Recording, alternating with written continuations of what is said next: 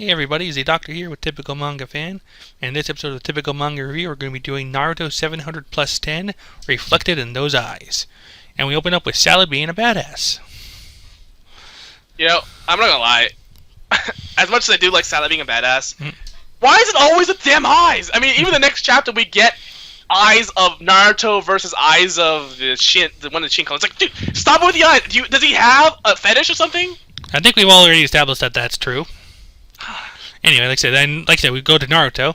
He's facing off with one of the little Shins, and he's like, "Calm down, huh?"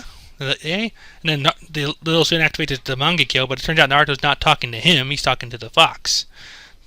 Speaking of eyeballs, look at that look on his face. He actually shits himself, basically. Not literally, but you can see him trembling. Oh yeah, he's like just shaking, and he's quite shaking in his boots right there. Yeah. But Naruto's like, "There's no need to be scared. If you don't do any more bad stuff, I promise we won't either." I mean, like I said, you lay down your weapon, we won't bother you. Of course, Sasuke's like, "You're still a soft." I mean, soft, and that's true. I mean, like at this point, like I said, Senior Shin's no longer around, so they don't necessarily need to fight anymore. At least not for him. So Naruto's kind of trying to talk them down at this point. Yeah. And of course, Sasuke's being an asshole. Yep. Like, what are you going to do with them if you don't? So what are you going to do with them then? Well, yeah, there's a facility back at Konoha that aids children in need. We can go to the director there, and I'll have a couple things to say when we get to that point. But, okay, yeah. Yeah, but we'll get there in a moment. And then he's like, wow. It's like, Chocho's like, wow, you're awesome, Sarada. You become just like your dad's, your eyes. Because this is the first time actually someone's seen her eyes in action. Yeah, I mean, Naruto's seen the Sharingan, but this is the first time we've witnessed it doing what it's supposed to do. Yeah, so... and then, of course, Sakura's like, oh my gosh, you worried me, blah, blah, blah, hugged, mother thing, and then she's like, oh, you're crushing me because of her super strength. And then, Sakura tells her that, look, she's still told me everything, you're my child 100%, there's no discussion. Yeah, of course you're my bona fide offspring, silly child. And then she says, I don't care about all that. Although I think she still has her doubts because of that test. Mm-hmm. I think maybe she thinks Sakura's just saying, oh, you're my child regardless of what our biology says. Yeah. But I think Sakura's legitimately saying, no, you are my child. There's no questions. But I think Salada's is like, no, there is, but whatever. I don't care about that. Yeah. And then she questions Sasuke about this point too. Like, do you think your feelings are connected to us or to her? I mean, yeah. How can you say that? And he looks away. He looks away. What the hell? Well, is he looking away or just not looking at her? Like he's just not bothering to turn around. Either way. Either way, not looking at the girl. Look at the girl. Yeah. And of course he does his old Sasuke charm the girl thing. It's like, yeah, because you exist, Sarada. And that does actually seem to get through to her. So they decide to head home. And here's where we meet the director of that little children in need place. Freaking Kabuto. Alright, Orochimaru is one thing. Like, we've questioned why he's running free, but at least he was, like, of help during the big war. So whatever war colonel status he had before, you could too. Well, no, but he was also responsible for that war. No, but so was Toby. Yeah, but who gave him the resurrection jutsu? To create the zombie ninja army. Yeah. The one thing difference about Kabuto and Orochimaru and why I took this a little bit easier is because Kabuto is technically in service of Konoha and he's actually doing good. Orochimaru is not. Orochimaru is doing shit that makes him young. There's no way that's good. Kabuto is taking care of children. That is fine. Is it? Do you really want Kabuto around children? Well, it's written to make sense. Okay, I'm fine with this. Okay, at least he has a history with orphans out there. Yeah, that's what I'm saying. Like, that's history. Okay. That's the point. That's the callback. That's why I'm fine with it. It's obviously a callback to the person. This is who he was. He wants to go after he wants to be like the woman who raised him. I'm fine with this. Anyway, like I said, he's talking to the copper kids. Like he's gonna make sure that they all get individual names of their own for convenience, but first, he tells me they're going to be living there with him, and he's pretty much going to be like their father from now on. So don't be shy, all right? And then they all kind of come back to the big gates. We're back to Naruto and everybody. And Choto's like, it's supposed to be a quest to find my dad, but you're finding yours instead. So it's my turn next. You better help. Uh-huh. Yeah, okay. Sure. So I was like, okay, yeah, we'll just go with that. And then at this point, like, I like this joke coming up right here, though. Like, Chocho sees like a slim, handsome guy. Wonders if that's her father, and actually, yes, it is. It's Choji. Yeah, we all knew that, and it's because he did that whole thing with his jutsu that makes him hella skinny. It's like, holy shit.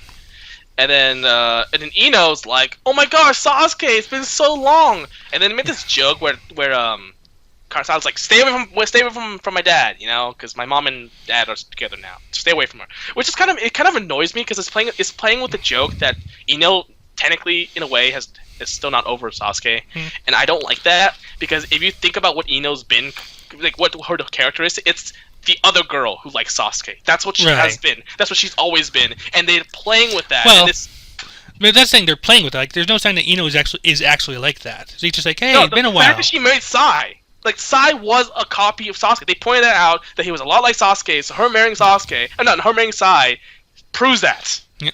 Because if you think about it, there was no actual chemistry between those two early, other than the fact that Sai just kept kept complimenting her because he didn't know what the hell he was doing. But there was no actual legitimate chemistry. Yep. Which is why I don't like it. Because, yeah, in the end, it really is a... Sai is not the easiest person to have chemistry with. No, but what I'm saying is, it's clearly put together because they're giving her a carbon copy of Sasuke, which like I don't a second like. prize. Yeah, this is one of the reasons why I wanted Choji to be. I mean, I don't ship, but I wanted Choji because he was the opposite of Sasuke. He was the fat kid, and they even had this filler where where Ino's like, I want to be skinny for Sasuke, and then Shikamaru's like, dude, I like everyone knows that no one likes the anorexic chick.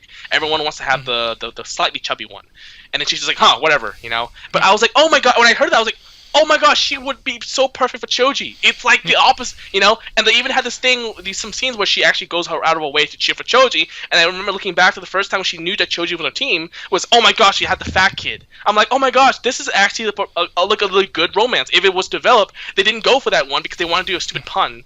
And that's why I don't like it. Like, it's just, to me, it doesn't show her getting over or developing as her own character. It just shows her, well, I can't have Sasuke, I'll just go for the next best thing. Because to me, that's what it's saying. And it still gets used as a joke. I'm kind of to your point there. Yeah, and it's a joke. Honestly, it's just a sad type of, like, it's not funny to me. Maybe it's to him, but to me, it's just like, wow, this is a character who was just like Sakura, even worse. And it's just, to be honest, till it was mentioned to me, I didn't fully get why Sarada's making a point of getting in between the two of them, but there you are. Anyway, moving along there, so we got Sasuke spent some time at home, at least one solid night there, but looks of it. It looks like he's like not enjoying it. Cause look at his mouth. It's like the frowning face. I mean, what an ass.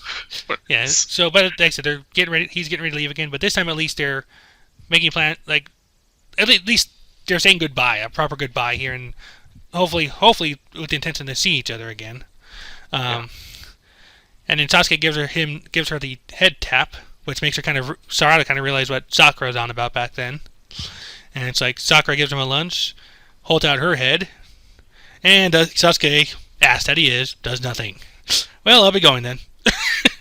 Like, I don't want to touch your freaky little diamond forehead. Come on. It's hilarious that was the case because they already technically had sex. So I don't understand why this is so different. It's like, I don't get it. It's like if they were like kids again, they were kids and they obviously didn't even start a relationship, then I could see that. But it's like, dude, these guys already had sex, okay? There is nothing they haven't crossed yet. So why are they making this? I don't get that. I mean, I get the joke, but it's just like, if you think about it, it's like, well, this makes no sense. It's an epilogue, so.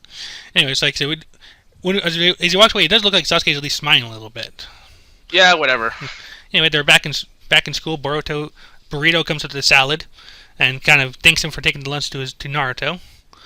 And Salad admits that it had helped her do her own thing as well. Yeah. And this whole thing kind of inspired her that she wants to become Hokage. Okay, F her. Okay, for the first time, it's F her. Because seriously, it's just a dream that everyone. She's like now she's everyone else. Everyone had that dream. That was a stupid. Well, like I said, but how many of them would have been inspired by the actual current Hokage? We've got Naruto. He's been face to face, side by side with Naruto. So that would at least give her like a reasonable reason to want that job. But everyone, technically speaking, got that dream from Naruto. Everyone originally, they somehow in some way that idea came to them because of Naruto. Yeah, well, except for Boruto, it was like, whatever, that's for losers. Which I kind of like, actually, just because, like, he probably doesn't see, he probably does not see the Hokage as this big glamorous thing that all the other people do. See, I think the problem I have with the way Salad said it is because Sasuke said it, and that's why. The reason why I like Boruto saying this week is because his dad was the one who wanted Hokage. So if if she didn't, if her dad didn't do it, I would be okay with this. I think that's the issue I had is that to me this is just reminding me too much of her dad because and her mom and everyone else. And that's the thing. She was so. It's just. I mean, I know this is not defining her characteristic, but it's just like I kind of want a different dream. Like maybe something more creative, Maybe her being just not Hokage. It is such it's an overused. See, if you watch a shitload of episodes and read a lot of chapters of Naruto, you heard the words "I want to become Hokage" 1,000 times over, and with everyone else saying the same damn thing, it goes overboard. So it's just like I'm tired of it. I don't mind it much. I mean, she's a shonen main character. That's the dream that shonen main characters aspire to in this world. Let her have it. Become the leader. Yeah. Anyway, I like Boruto, but it's just like, no, that's weak. It is weak! Boruto's right. I'm on Boruto's side for this one. Well, it makes sense that he wouldn't be, because like being Hokage keeps his dad away from him. Like, yeah, I know. He doesn't see it as a big glamorous thing. Yeah. I'm still with Boruto with this one. Yeah. Anyway, we go back to the Orochimaru Co. And pretty much we see Karin again. She's like, wait, you think I gave birth to Sarada? Are you stupid? And like she asked about the umbilical cord, and that she points out from Sakura and Sarada. There's a time where Sakura chased after Sasuke and they traveled together. Wow, and she chased after Sasuke. Wow. See, that's another quite I didn't like, first off. Wow. Just wow.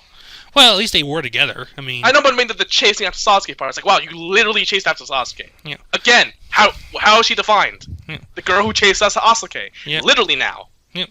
And anyway, like Karin points out that Sarada was born at her hideout, which explains why there was no record of her birth in Konoha. Okay. And it also goes along with what you said before. Like your theory was that the thing that was matched to Sarada was a perfect match was from Sarada, and yes, it was. Yeah. It was her umbilical cord. Yeah, even Kishimoto would never go so low as to have Sasuke cheat on Sakura, I think. Well, that's why I was always thinking there was some kind of like unknown cloning thing going on. But even Suigetsu's doubtful about this. Like, really? You were so Sasuke crazy yourself. Yeah, and that's the thing though. Like, and she's like, "Oh, more. Yeah, you got what is it? Bonds. They come in all forms, connections. Like, yeah, you're telling me the Sasuke ship. Actually, there's always ship has complete shells. It's totally assailed, and you're totally over him. And then, so is this implying that she's not over Sasuke completely, and that she's just like? I think it's more of what TV shows would call "I want my beloved to be happy." She still loves him, but at the same time, she acknowledges that he does Sakura. So we basically have another Yeah. Yeah, but she was always more extreme than either of them anyway. Yeah, but see, that's the thing. There's another female that likes I don't like that. I would get it if there was actual legitimate reason for it. There is no reason for it. He saved her life like once, maybe. Sugetsu and Shugo probably saved her life like 10 times already. Yeah. Sasuke killed her once. Yeah. Oh my gosh. Yeah.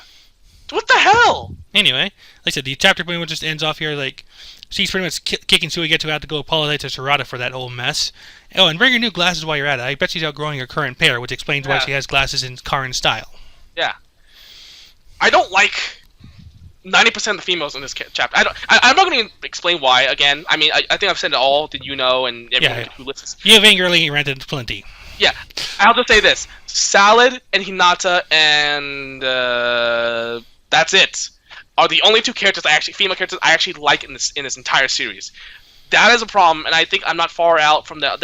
When I say that, a lot of people feel the same way, because honestly, and Tamari is probably good there too. Tamari kind of pissed me off when she said, "Well, I mean, she was kind of a Sasuke thing too." Very briefly. Briefly, but still kind of. First impressions mean a lot. First impressions mean a lot. Yeah, but she never went beyond the first impression with that, so I don't think she counts. But then you can also Tenten did it with Neji, which is kind of the same thing. Yeah, but at least that's a whole different guy. He was his generation Sasuke to begin with, so whatever. Yeah. But still, that shows that she's still not defined by her own characteristic, other than her missing all the time. Supposedly, the girl who never misses all the freaking time on screen. Yeah, that's something that kind of annoys me too. Like, there's like a JoJo's character that's like that too. Like, he literally has the power to control the trajectory of his bullets. Never successfully hits anything. Okay, let's put it this himself. Way. Yeah. Let's put it this way: Kishimoto needs to learn how to write females. Okay, because I don't think it's at least any bit good compared to like a lot of other people. It's like he gets away with having a lot of big cast, and therefore no one really pays attention. But the fact, and in fact, he wrote Hinata, which is why everyone likes her. But it doesn't change the fact that you have a shitload of female characters who literally act the same way or close to the same way. So it's just this is bullshit. That's all I'll say that. Oh, and actually, I looked back at the Sasuke looking away thing. I think that's actually because they changed the camera, and because you see all the Naruto's looking the same way too. Yeah. So I think she was looking as Salad. It's just that for some weird reason they decided to have he decided to draw him from another angle. I don't know why. Yeah. Any point, like I said, you got to say about Naruto. I kind of don't have much to say on this chapter myself, so I think that wraps us up for Naruto this week. 700 plus 10, the finale of the whole guidance chapter focused on Sarada. So I hope you enjoyed listening to us as we reviewed this series, and you have a good rest of your day, and tune in for the rest of our videos this week. Bye! And Sasuke sucks. He does.